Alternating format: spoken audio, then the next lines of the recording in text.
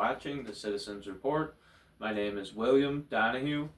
For today's show, I have an Israel section, a health section, an election section, an illegal section, and a section about space with the upcoming eclipse. That's kind of been a big topic. I hope everyone appreciates my eclipse propaganda. All these paintings, if you like them, please leave a comment. These are all my paintings in the videos. Also, I have a John Hancock quote and the Declaration of Independence with his signature.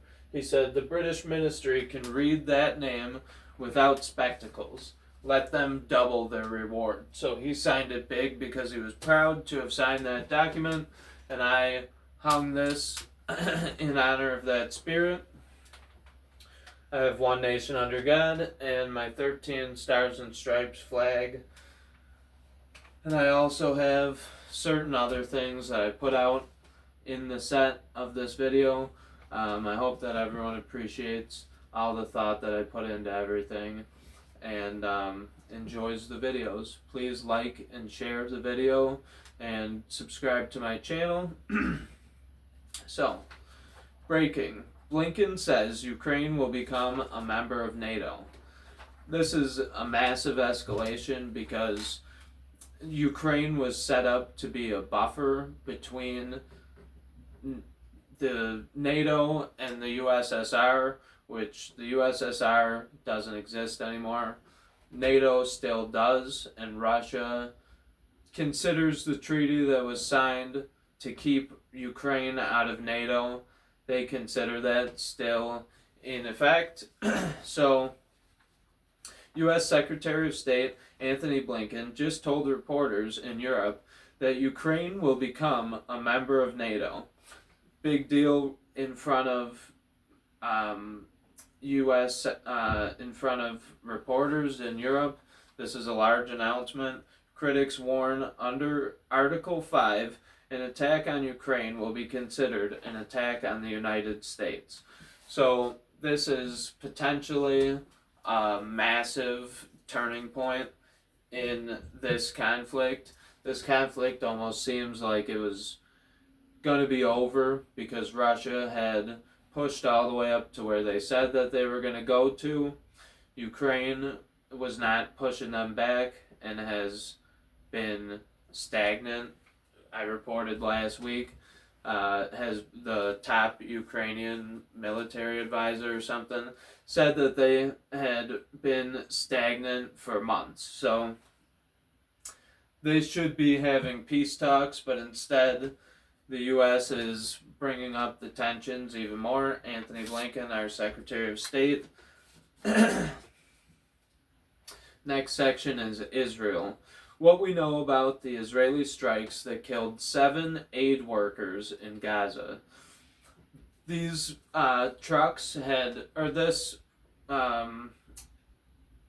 charity had spoken with Israel at the time and let them know that they were going to be bringing aid into Gaza.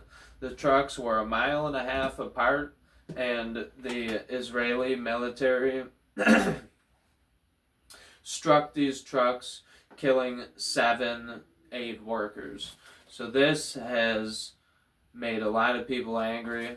By people, I mean a lot of different countries are enraged by what's going on and killing aid workers. Their trucks were clearly marked. So this is a massive human rights violation. I don't even know how big of a deal this is, but this is unacceptable. And once again, we fund Israel with a lot of their military needs. So ultimately, the U.S. has a choice to make when these types of things happen. Should we back out from funding Israel is the question. I don't know why that wouldn't be the first thing that come to mind, because we don't support these things. American values, we don't support things like that. In the West Bank settlement, Israelis tend cows and plan the third temple. So this is just kind of weird eschatology stuff.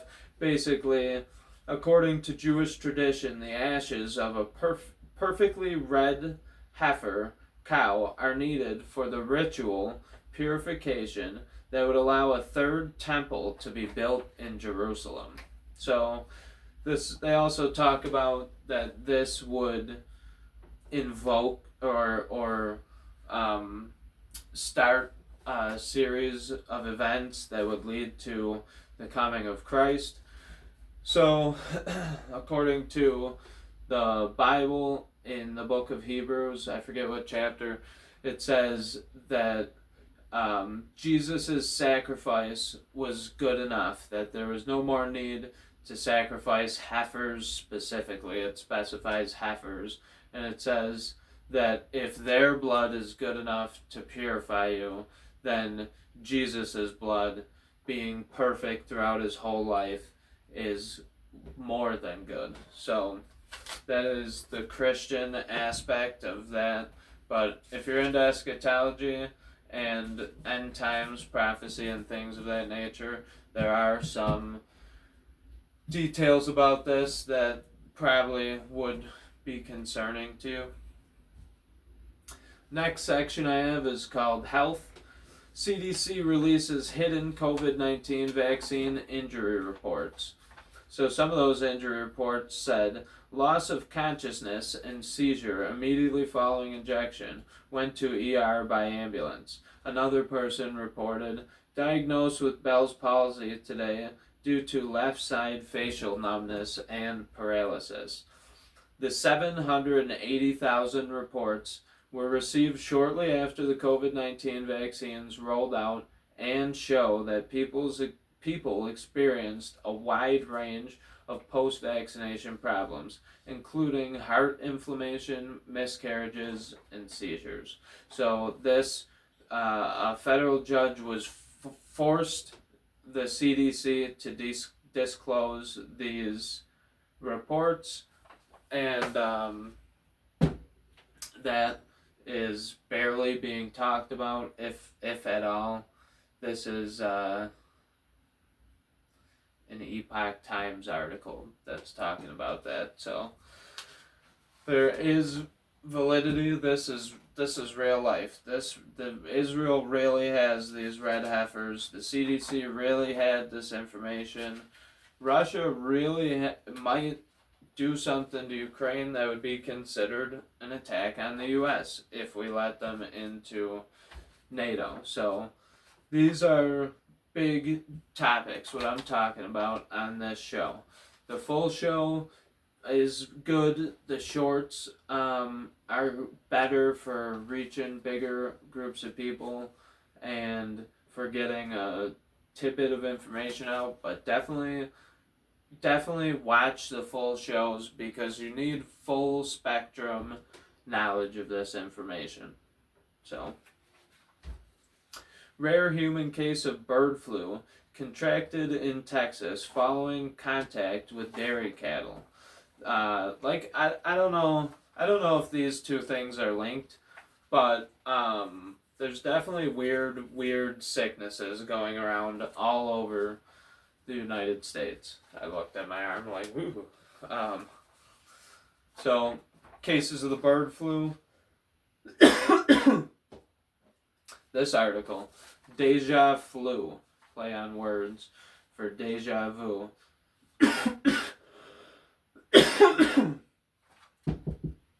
Scientists say bird flu pandemic could be 100 times worse than COVID pandemic after U.S. and China collab on strengthening strains. So no documented connection here, but this is a prediction that GOP Rep. Thomas Massie of Kentucky shared.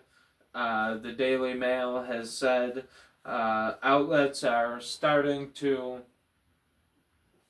not predict, but just compare what happened with COVID to this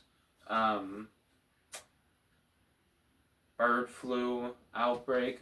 which aren't all flus from birds anyway.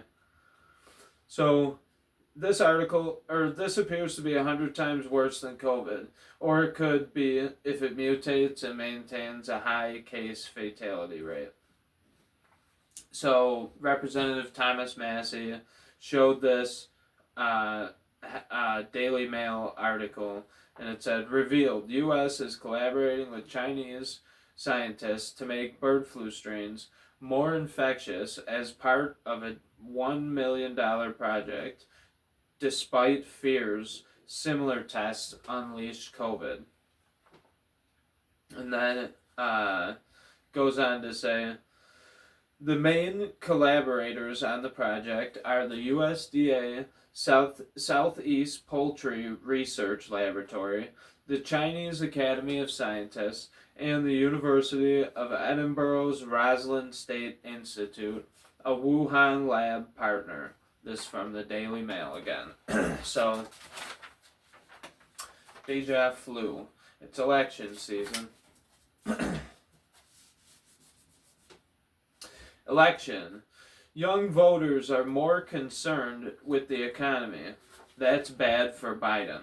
So, that's the headline. This is the graph that was part of the article.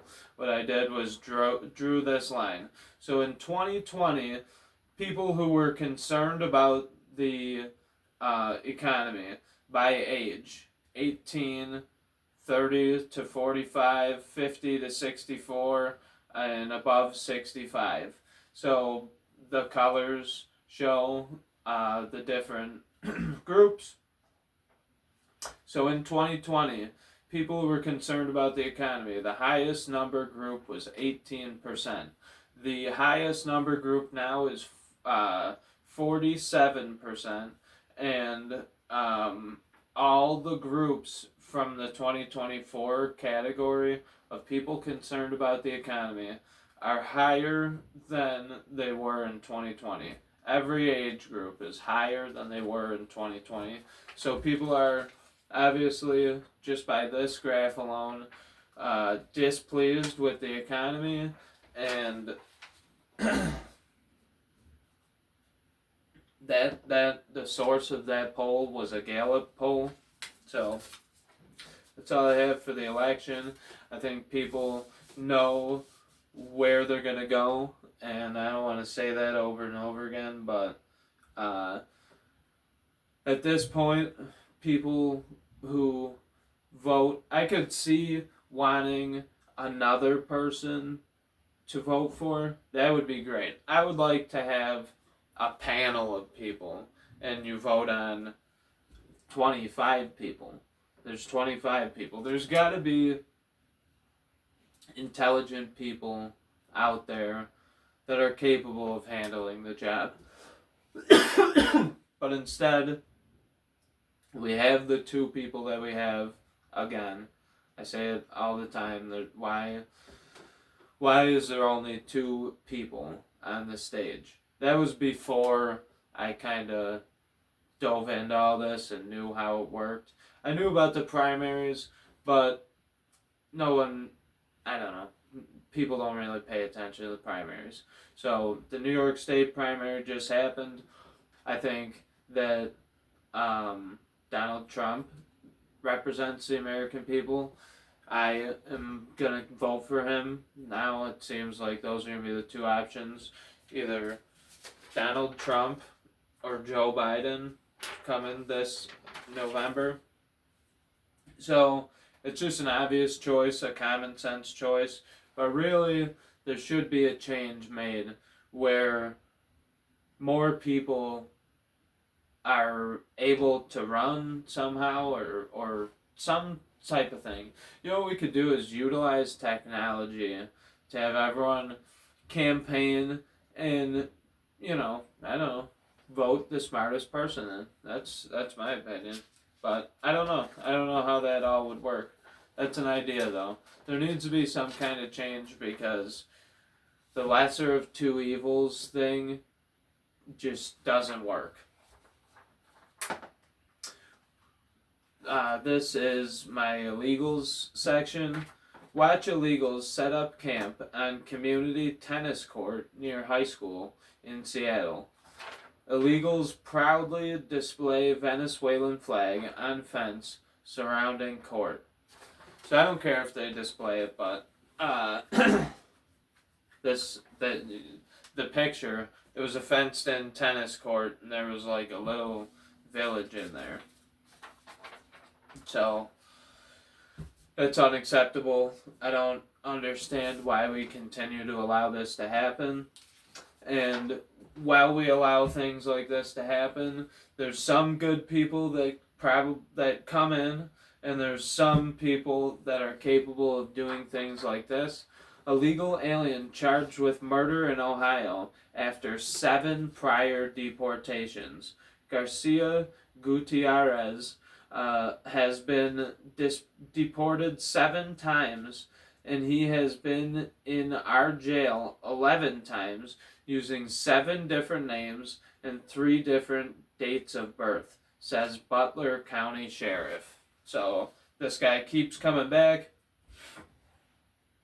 He's finally now being charged with murder, so these types of people are among people who might want to come here and might be seeking asylum. I think that the asylum system is broken and being taken advantage of.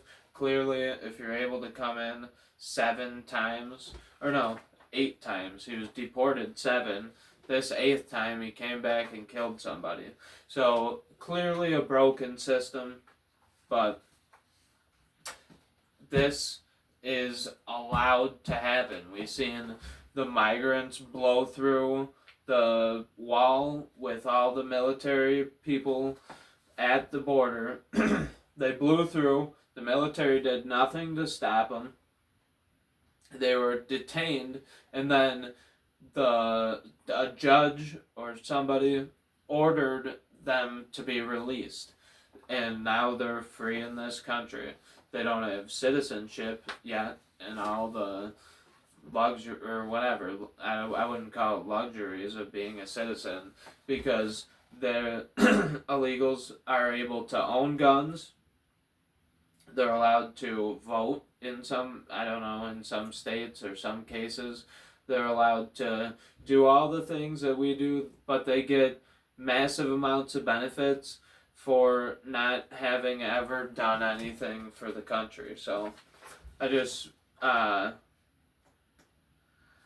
think it's crazy that you could see people must not see what's going on, because if you see what's going on at the border, if you watch those videos and you look at what's going on and you read all these articles about murders and squatting and stealing people's houses and everything that's going on, there's no way that you could agree with any of this, that you could think that that's a beneficial thing for the United States as a country. But maybe you're one of those no borders, no walls, no USA at all people. And that was the Democrat Party at one point. So they could say that Trump failed on the border wall all they want, but while Trump was trying to build that wall, that's what they were chanting. So I blame this on them. Suspected Venezuela... Oh yeah, I already read that one. Space. This is kind of a deep area. A lot about space is unknown, or I don't know. It's hard to imagine because it's literally called space. It's just supposedly endless nothing, or celestial waters. But space is an odd topic. So everyone's wondering about space. Not everyone's wondering, but I'm wondering about space as far as what's going on up there. The NASA is concerned, CERN is concerned, and basically,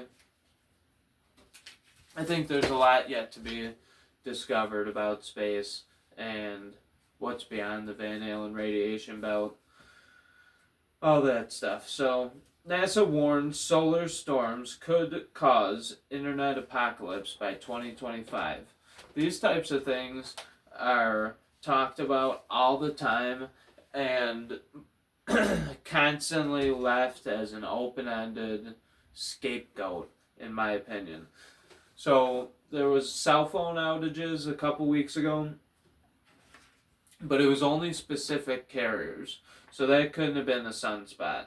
AT&T had a data malfunction thing, but it was only AT&T.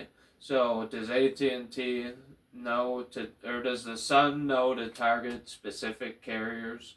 You see rolling blackouts in neighborhoods all the time. The other day there was a light sprinkle and power was out for like 4 hours. So I view these types of warnings as like an open-ended scapegoat. It's something that you could always go back and blame any type of crisis that knocks out power or hacking or anything like that. You could just say that it was a solar flare and that we'll be getting it back on shortly or whatever. Here's why the total solar eclipse has prompted states of emergency in parts of the U.S. So, India Governor Eric Holcomb has issued states of emergency. Officials in Riverside, Ohio, Canada's Niagara region, Buffalo, New York, where I live, is part of the path of totality or whatever they call it. This is concerning to have this much uproar about the sun passing in front of the moon. Now, I've heard that animals act funny or whatever during the eclipse, but these things happen all the time, all over the world.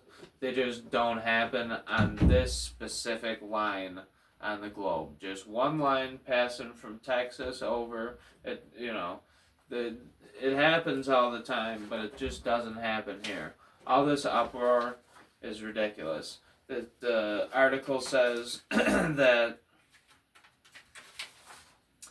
931,000 and more than 7.3 million. So between almost 1 million and 4 million, that's how many people are expected to travel in the U.S. to areas within the eclipse path of totality Monday.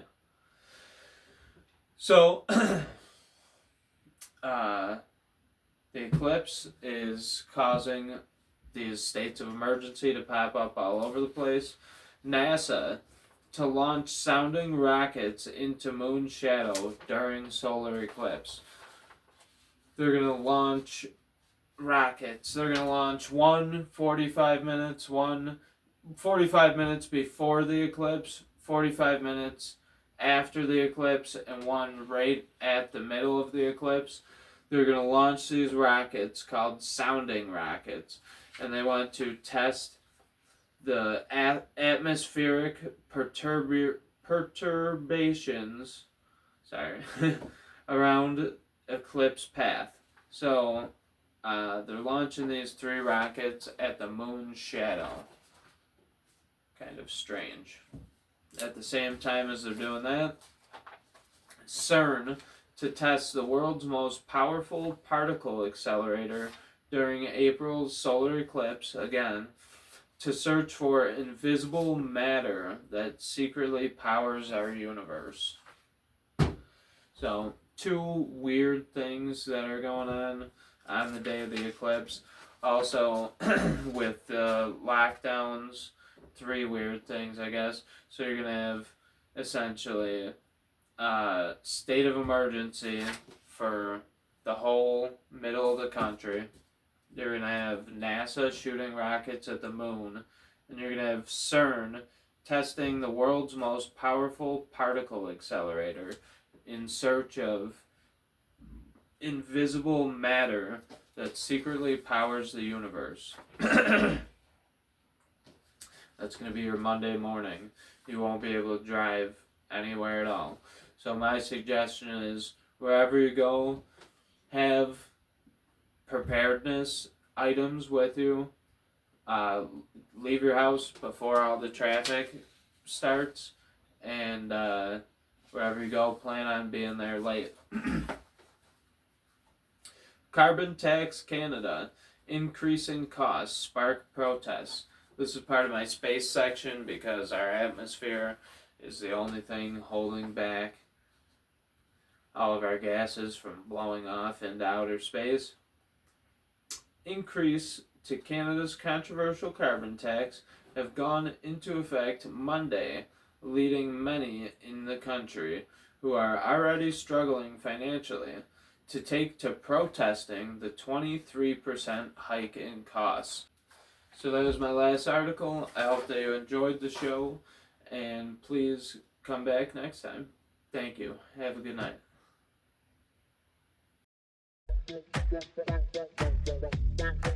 Thank you for watching The Citizens Report with William Donahue. On this show, we search for knowledge, wisdom, and understanding of the world around us through the lens of an American citizen.